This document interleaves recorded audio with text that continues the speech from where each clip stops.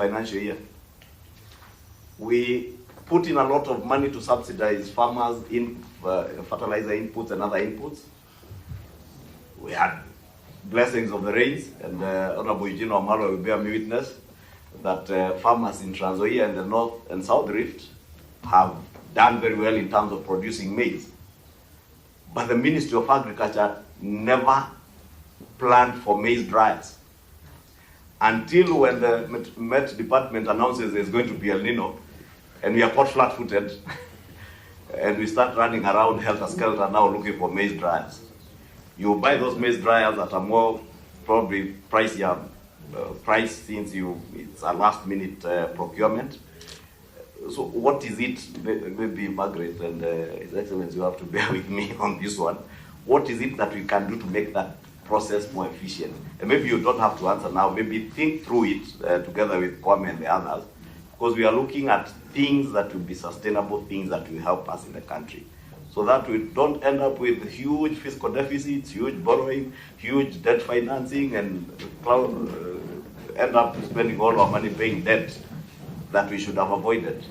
Maybe it may not be a question you could answer now, but you can think through it, send us your thoughts, probably together with the others. How can we make the budget making process for our country more efficient and more effective? Co-Chair, I just wanted to propose that perhaps we allow them to answer, then we do another round, okay, so that we don't disrupt their... Well guided. Forgive me, I just happened to be too passionate about these budget issues. Thank you. I would then like, in that case, and I agree with the chair that it is something we can look at actually in another forum, so that we address these issues effectively.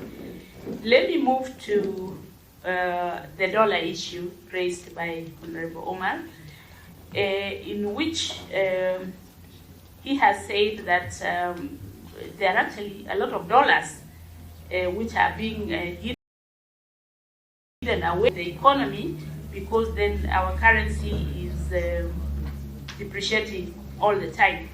Now, I'm just wondering, a lot of these dollars that we get come from the diaspora. Now, I'm effectively informed, and I think rightly so, that right now there are a lot of panya routes through which dollars come in. I mean that panya routes in the sense that people have devised methods where dollars can be repatriated, say, to South Africa, and then the money finds its way to Kenya in some way, so that it evades the banking system. So if it doesn't go through the banking system, then you may not catch up with it. So there are a lot of dollars coming in through the black markets, and because of the way the currency is depreciating, nobody wants to bring them to the open market because they want the rates to go up. Let me make a suggestion of what I think we can do. I think there should be some form of amnesty, just the same way we have done with the income tax. Can we have some amnesty for people to bring in dollars so that they can be received without any penalties? That is one thing I hope the committee can look at. Now, then there was a question on housing levy in terms of the housing plans and how this was initially stopped and what was intended for offtake then never took off. Allow me to speak like an ordinary citizen in this one. The citizens have lost trust. Now, what happens if every time you speak to someone, they do not keep their word? I think you will not be in a position to trust them the next time they speak. Why I'm saying this is that I keep my ears open a lot of times when people are arguing, my friends on the golf course and all that, and I hear them say, Who tells you we'll get these houses? So that lack of trust is making people not to trust the process. It is a very noble idea, and it is supposed to help the citizens. It is supposed to create jobs. It is even supposed to create, all those nice things. But how can we work on improving the trust of the citizens? This is a bit abstract. I don't know how we can even measure the trust, but I'm talking from personal experience because I've been hearing what people are saying on the WhatsApps, on Facebook. Just listen to what the people are saying. They are either completely lost trust or they are losing trust. So that is something we need to look at. Now, which items would we be looking at reducing? Commodities. Supposing we were given by the magic wand and told, pick 3 items that you would like reduced. Here, I would be looking at the food basket of those who are in say, the bottom of the pyramid. What are the things that they use? Something to cook with. So that is one area we'll be looking at. I've been looking at the prices of kerosene, the price of makaa, the price of cooking fuel generally is a really sore area because no one can do without it. Then we are looking at sending money. You all know that the cost of sending M-Pesa right now has really gone up. Most of the people who have come to the urban areas, who are working in lowly jobs, probably they are security guards, they are maids, we call it. They have to send some money home to their parents, to their children, because they can't live with them. Now imagine when we impose and increase excise taxes on sending money, then we are squarely hurting these people. The third thing I would be looking at is VAT on food. And I've looked at all sorts of taxes here. VAT on food. Now, when we introduce VAT on unga, a staple food, then you know the very lowly are going to suffer. So if I had 3 things to choose, those are the things I would choose. Let me move to Senator Umugeni. I'm sure there'll be round 2 like we were told. So here we are looking at proposals on allocations to cash transfers. This is pleased to increase the amount. And these people are not many. I think when the last time was over 70s were counted, they were not very many. And they are they have less time with us, isn't it? So even if we double this amount to 4,000, I think would really help them because they are also subject to inflation and they can only buy so little sugar, so little salt. The 2,000 cannot buy anything. And then it is delayed for many, many months. So if there is anything we would do, it is to increase that amount and give it in a more timely manner. There are these low-cadre employees earning the 15,000 who are really hardly hit. And the senator asked if there is an ideal wage that I would suggest. I think I would rather give this to the economists. I don't think this will be good for an accountant. As an accountant, I look at reducing costs. But the economists, I think, will chip in on the ideal minimum wage. Reduction of deficit financing, indeed, we know that we are in a cash crunch. But this cash crunch ni ile ya kujitakia, because like I told you before, we have been borrowing and partying with borrowed money. That is why we are where we are. So we must look very carefully at our spending and reduce this spending. Some of the areas that could be in for budget cuts, and I think the government is already taking measures, thanks to my reports. I think in part, I've been reporting where we are spending most. Travel, both domestic and international. Then secondly, refurbishments. Yeah, there are many times people are throwing away curtains and bringing in new ones, and a lot of issues like that are very wasteful. Then thirdly, I would be looking at something like the fuel. And here fuel, I'm looking at the kind of vehicles that we buy vis-a-vis the kind of journeys that we make. So look at it in terms of why go to Mombasa if you can go to Naivasha. And I think a concerted effort across the economy can bring a lot of savings in that. Under the PFM expenditure ceilings,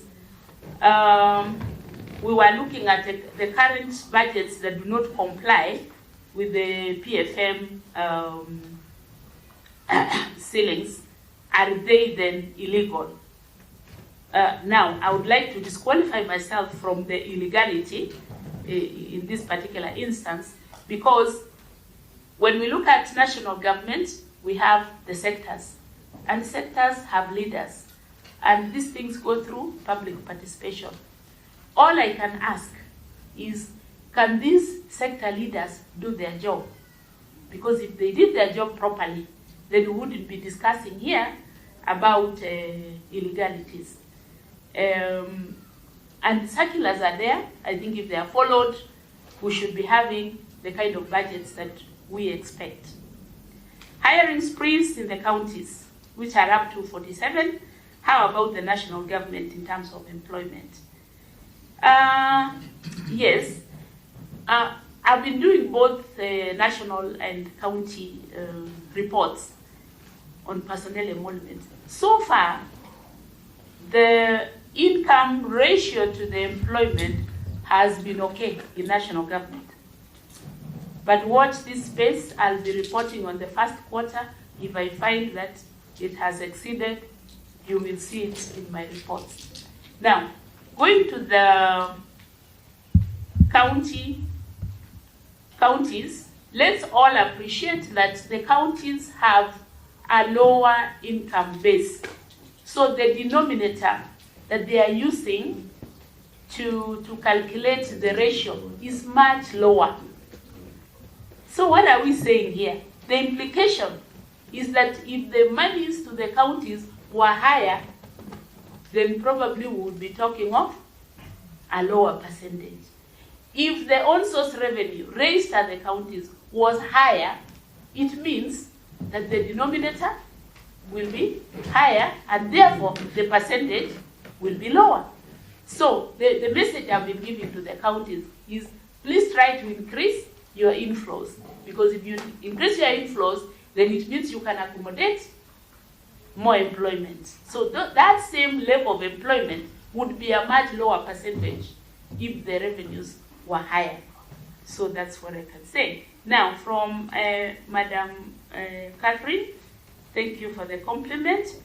We have suffered a long time from poor forecasting, and this is an area, please, I would ask the committee to talk to the National Treasury on a very serious note.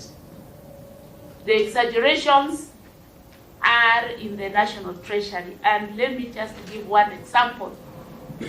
When I was doing the budget for Consolidated Fund Services, this is where my salary is paid from. I found out that my salary was budgeted at 3 times what I'm paid. Wow. I am the only state officer in my institution. So there's nothing like confusion there. I'm all alone. So I asked them, why is the budget showing 3 times what my annual salary is? And it was like that for all the state officers. What was the answer, madam?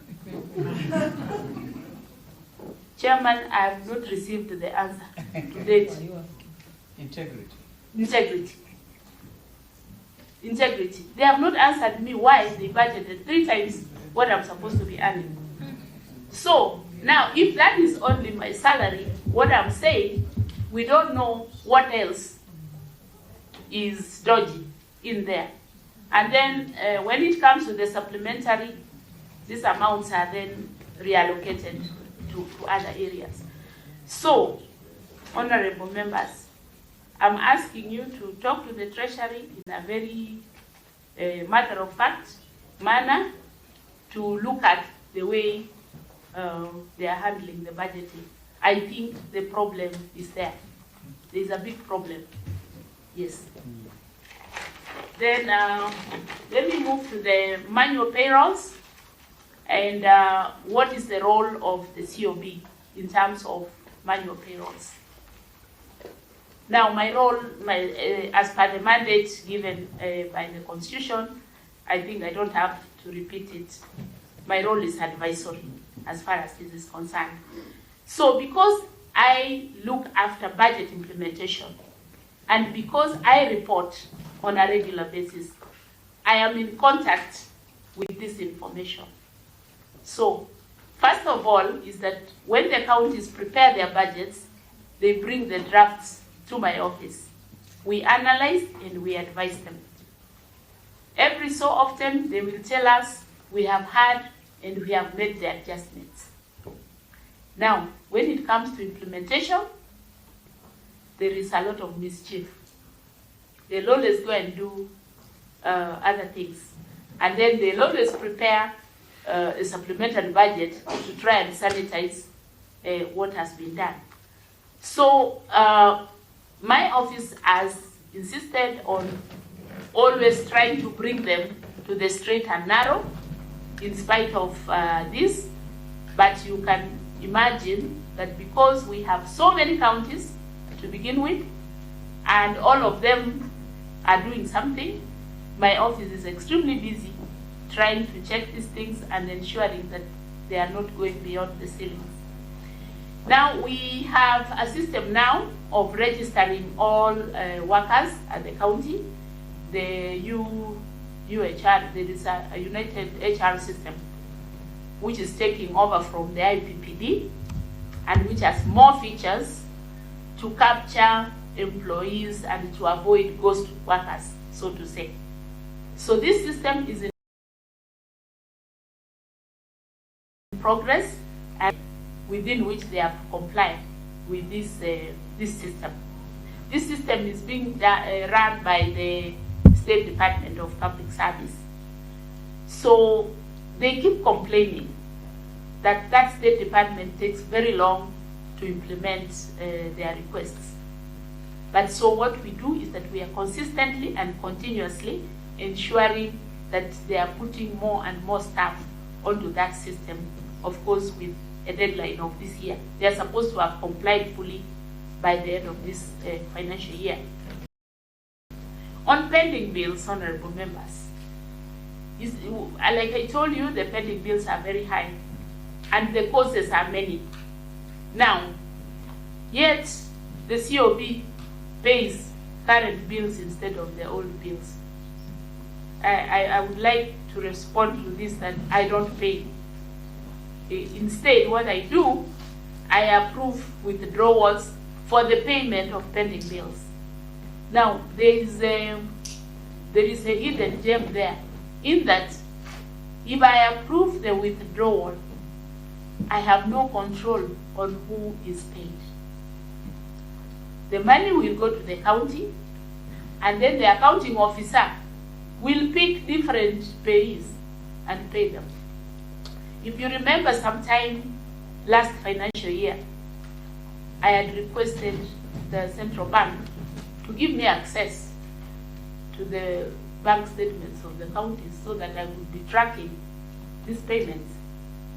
That became a cropper because the Council of Governors threatened to go to court. They could not allow any such thing because there's a lot happening in those statements. that apparently I'm not supposed to see. So the long and short of it,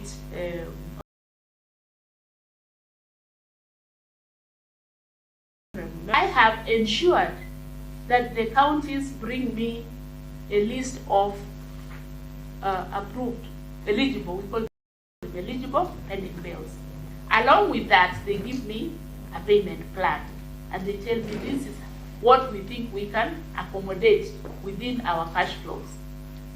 Now, what I do from my office is to implement that payment plan. When they are bringing the requisitions, I make sure that whatever they say they'll be paying per month is included in their requisitions. Or else, I hold their requisitions until they comply. So I make it a kind of policing affair, which shouldn't be the case, but because they are very difficult in complying, then those problems are there. Now, the other problem that I must mention at this point is the counties are always saying that they don't receive their money in good time. So even when they give a payment plan, if they do not receive their monies at the expected time, then they fail to service those pending bills. So that is still another small elephant in the room. Then there is a third elephant, and this third elephant is called ineligible pending bills. These are people who have worked and they are owed money, but for one reason or another, their documentation is incomplete. Either they did not get a proper LPO, or they worked based on good faith. Now they cannot be paid. These are the people you have had who are in real distress, others are dying, and you know, a lot has happened. You are never going to get paid. At the Intergovernmental Budget and Economic Council, we have agreed in the last meeting that there should be an intergovernmental committee which will be looking at ineligible pending bills to see which ones can be, you know, ratified through some legal process so that they can be paid, and which ones should be thrown out completely. So that is an ongoing process.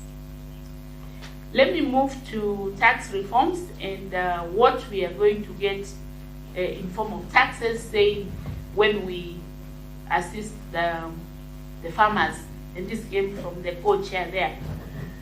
I think this is more of a self-examination where we are saying what services can we provide to the farmers to ensure that they actually sell their produce and get the returns that they expected. I'm sure even if they don't pay directly, these people are going to turn around the economy by spending and therefore paying VAT. So if you don't have to tax them directly. Without interrupting, I thought Kimani wanted them taxed. It's okay. I think that's what he was saying, Chair, but I'm opposing that and saying, let's improve the economy and let's improve the spending power. These farmers will spend all that money in the shops and in the bars. They buy beer. In actual fund control of budget, yes, it is a contribution that they make to the economy. I wanted you to allude to, or I was hoping you'd allude to. Okay. Because we are talking about inflation that is largely being driven by food prices. So if the farmers make their contribution in terms of being able to provide us with cheaper food, then they have made their contribution in the social contract that Arthur was talking about. Okay. I think you've answered it. So there is that contribution, and then there is the purchasing power that will be in their hands. I think the questions have run out now. I need to give... You've done very well. You don't have to answer everything. Some of them were just general comments, like I'll make one at the tail end.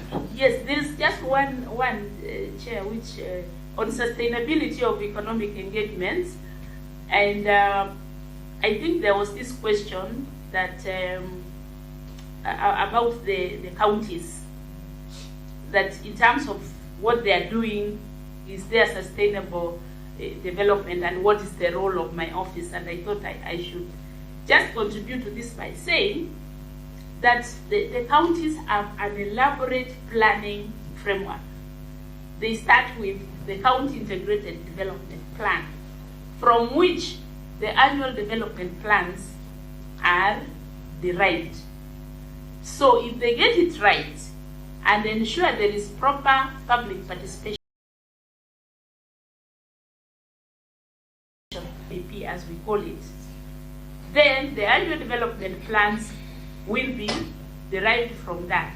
Then additionally, my office is ensuring now, and this we have made our duty, to ensure that the program-based budgeting, where we link the spending to particular outcomes, is done properly. Then I think we'll be home and dry. Okay.